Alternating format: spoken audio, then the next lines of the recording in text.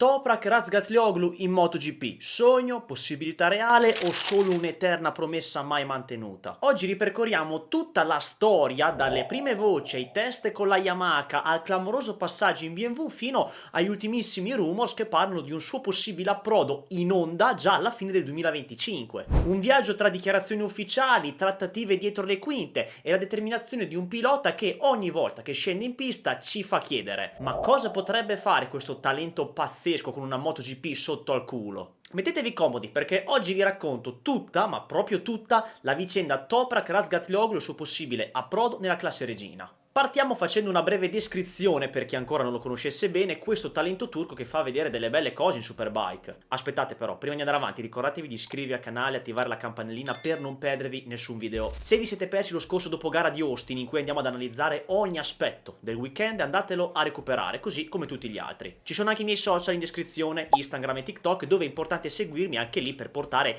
contenuti inediti che qui magari non pubblico. Dicevo, Toprak Razgatlioglu è uno dei talenti più spettacolari del motociclismo moderno. Pilota turco, classe 1996, ha conquistato il titolo mondiale Superbike nel 2021, il suo primo, interrompendo il dominio di Johnny Ray e Kawasaki, e ha continuato a impressionare con il suo stile di guida aggressivo, le staccate al limite e sorpassi impossibili. Attualmente corre con BMW nel mondiale Superbike e alla sua prima annata con la casa tedesca ha centrato il suo secondo titolo nelle derivate e fu anche il primo per BMW. E a detta di molti, Toprak è uno di quei pochissimi piloti del paddock delle derivate che avrebbe davvero le qualità per fare la differenza anche in MotoGP. L'idea di vedere Toprak Razgatlioglu in MotoGP non nasce da una semplice suggestione dei tifosi, nasce da un mix di talento fuori dal comune, risultati solidi in Superbike e un carattere davvero fuori classe. Già dopo il suo debutto in Superbike molti addetti ai lavori hanno iniziato a chiedersi: e se un giorno lo vedessimo in MotoGP? Ma è nel 2021, dopo il suo incredibile titolo mondiale con Yamaha, che questa possibilità inizia davvero a prendere forma. La stessa casa giapponese a quel punto inizia a guardarlo non solo come punta del progetto Superbike, ma anche come possibile investimento per il futuro in MotoGP. Il suo stile di guida spettacolare, fatto di staccate al limite e aggressività, sembrava essere interessante per la classe regina. Così viene organizzato il primo test, svolto in Spagna sul circuito di Aragon e non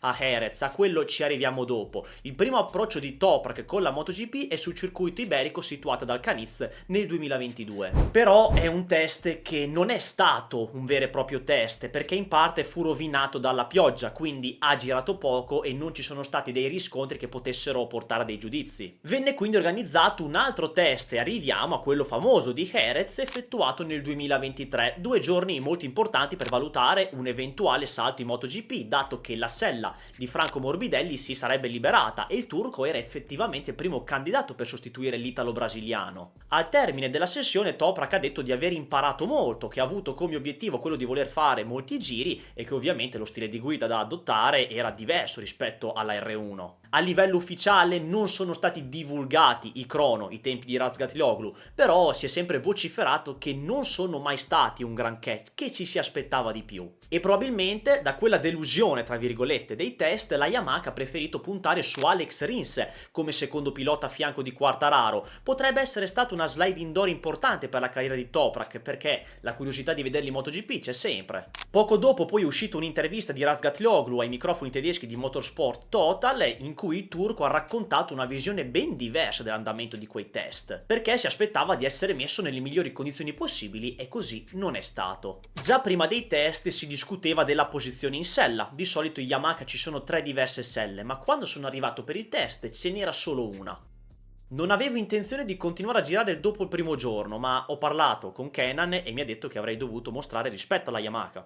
La Yamaha non aveva intenzione di farmi entrare in MotoGP, non volevano un nuovo contratto e così abbiamo iniziato a parlare con BMW. Ho firmato con BMW e ora sono molto felice, è stata una nuova sfida per me e sono più motivato di prima. Toprak ha firmato per 2024 e 2025 con BMW e si dice anche, da quello che è emerso, che la Yamaha gliel'abbia fatto fare questo test per pietà, nel senso: basta, ti facciamo fare sto test e poi non cagare più il cazzo, non rompere più. E la firma con BMW sarebbe stata fatta anche per ripicca nei confronti di Yamaha, come se fosse stata fatta per vendetta. Finita la telenovela su un possibile approdo in top class con Yamaha, ne inizia un'altra, quella del suo approdo in top class con qualche altra marca. E la fa partire il suo manager, abbiamo parlato di un Kenan prima e parliamo di Kenan Sofor Sofuoglu, che ha vinto 5 mondiali in Supersport, ha corso una stagione intera in Superbike nel 2008 e una in Moto2 nel 2011. Tra l'altro è anche il manager di Can e Deniz Oncu, entrambi piloti turchi. Il primo ha corso un anno intero in Moto3 nel 2019 e ha vinto da wildcard l'ultima gara di Valencia 2018, per chi se la ricorda, quella famosa sotto la pioggia, mentre Deniz lo ritroviamo ancora oggi nel motomondiale con KTM. Sofuoglu ha fatto esplodere una vera e propria bomba perché nel mezzo dell'estate del 2024 esce con una dichiarazione a Speed Week in cui riportò che c'è molto interesse per Toprak nel paddock della MotoGP, già per il 2025. Abbiamo un contratto di 2 anni con la BMW, ma li ho già informati che vogliamo lasciare il campionato mondiale Superbike alla fine di quest'anno e passare alla MotoGP. Ho spiegato loro che questo è il desiderio di Toprak. Ho già comunicato tutto a BMW, anche se non sappiamo ancora esattamente come andranno le cose. Dobbiamo raggiungere un accordo con la BMW, anche perché sappiamo che loro vogliono entrare in MotoGP. Bisogna vedere se tutti saranno in linea con i desideri di Toprak.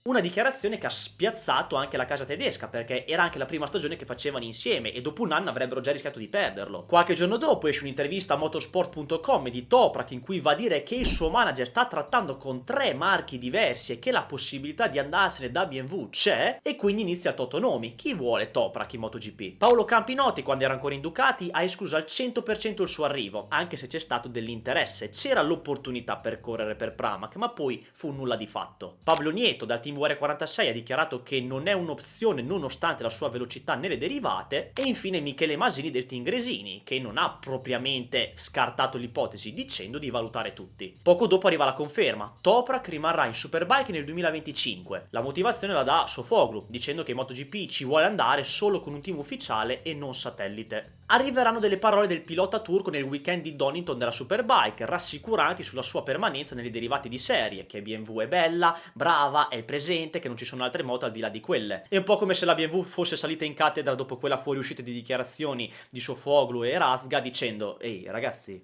fate bravi, avete un contratto con noi, non potete andarvene, dai, non rompete il cazzo e fate buoni. E arriviamo a quest'anno, siamo nel 2025, Toprak farà la sua stagione in Superbike, ma come ogni anno si parla di un suo possibile passaggio in MotoGP per l'anno dopo. Torna nuovamente Sofuoglu a parlare, basta ti prego, sempre a voler parlare di sta cosa, che ha riportato ai ragazzi di GP1 che nel 2026 l'obiettivo è essere in MotoGP, si valuteranno tutte le opportunità, ma che al momento la priorità è BMW, ma non si sa cosa succederà dopo il 2025. Nel 2026 vogliamo un pacchetto factory e un contratto da pilota ufficiale, non siamo interessati a un accordo come quello di Marc Marquez in Gresini, quindi gli va bene anche un trattamento da ufficiale in un team satellite, come se fosse di Gian Antonio o in VR46. Nell'ultima edizione di EICMA lo ha fatto sapere anche a Sky lo stesso Toprak, che nel 2026 sogna ancora la MotoGP, che sarà libero, ma attenzione, aggiunge che se non ci andrà nel 2026 non ci penserà più, sarebbe l'ultima chance. Che poi sinceramente, da quello che sempre comunque vocifera nell'aria, se nel 2027 BMW dovesse entrare in MotoGP, che vabbè quella lì è un'altra telenovela che meriterebbe un video a parte, non si capisce se entra, se non entra, cosa fanno, ma comunque l'entrata in MotoGP sarebbe possibile con Toprak in BMW se sceglie di approdare. Si vociferava anche un accordo di BMW con Valentino nel 2027, ma vabbè, solite voci di corridoio. E siamo a questi ultimi giorni dove il tema Toprak è tornato bello caldo, anche con dei possibili trasferimenti con il mercato piloti. Ogni anno se ne parla, nel 2024 si parla di Toprak in MotoGP nel 2025, nel 2025 si parla di Toprak in MotoGP nel 2026 e così via. Non finirà mai sta telenovela. È uscita la voce che KTM vorrebbe portare il pilota turco nella masterclass perché è uscita un'altra notizia, poi smentita per ora, che la KTM potrebbe essere acquisita dalla BMW e Toprak sarebbe stato portato grazie anche a Red Bull, che sia sponsor di KTM che del turco. In prossimità del weekend di Austin però ne arriva un'altra di notizia dalla Turchia che sembra aver preso molto piede, che poi magari è stata anche messa in giro apposta, che la Honda abbia offerto a Toprak delle wildcard già nel 2025 verso fine stagione, dopo che è finita la Superbike. Però c'è un ostacolo contrattuale, Razga e BMW hanno un contratto fino al 31 dicembre 2021, quindi servirebbe una rescissione tra le due parti anticipata. Parte quindi l'effetto domino del mercato, perché comunque ha preso piede anche un possibile interessamento di Honda per Pedro Acosta, Zarco e Marini sono in scadenza quest'anno e nel 2026 si parla già di un approdo del francese nel team ufficiale, e Marini ho paura che possa fare le spese indipendentemente da chi arriva, mentre Mir fino al 2026 è blindato. Per Toprak si vocifera un contratto da 2+2, ovvero 4 anni di durata, quindi direi che ci siamo, no? Beh, non esattamente. Nell'ultimo weekend della Superbike a Portimao, Razgatlioglu ha voluto mettere a tacere nuovamente le voci, dicendo che non c'è nulla di vero, non c'è niente di firmato con la Honda, tantomeno delle wildcard. Anzi, ora sembra che la BMW stia preparando un'offerta a mostre per il turco, che andrebbe oltre i 2 milioni di euro pur di tenerlo sulla M1000RR. La priorità è quella di blindarlo. E siamo solo ad aprile 2025, chissà cosa ci aspetterà per tutta questa stagione. Ne vedremo delle altre sicuramente, tante voci, dichiarazioni che vedremo a cosa porteranno, se è una fumata bianca oppure nera. Fatemi sapere nei commenti voi come lo vedreste Razgatlioglu, perché c'è sempre, come dicevamo all'inizio video, questo dibattito su cosa può fare Toprak in MotoGP. A mio parere, che lui comunque è un grandissimo talento, il passaggio da Superbike a MotoGP lo si accusa. Non sarà secondo me, a meno di cose, congiunzioni astrali particolari, uno che magari va subito forte con la MotoGP, anche se comunque ha un grandissimo talento, perché ci può stare, però il passaggio da Superbike a MotoGP è diverso, diciamo, non è come passare da MotoGP a Superbike. Poi magari ha sto grandissimo talento che va forte anche subito sulla MotoGP, ma a mio parere non arriva neanche in top 12, secondo me. Poi dipende anche dalla moto, perché quest'anno in MotoGP, cioè negli ultimi anni in MotoGP conta molto anche il mezzo. Quindi io tipo Razgatlioglu in MotoGP nella top 10, ma da subito non ce lo vedo, poi dipende ovviamente dalla moto come dicevamo. Però la curiosità c'è sempre. Vi ringrazio ragazzi come sempre per aver visto questo video, ricordatevi di iscrivervi al canale, attivare la campanellina delle notifiche, di seguirmi su tutti i miei social e noi ci vediamo presto per un altro video. Ciao!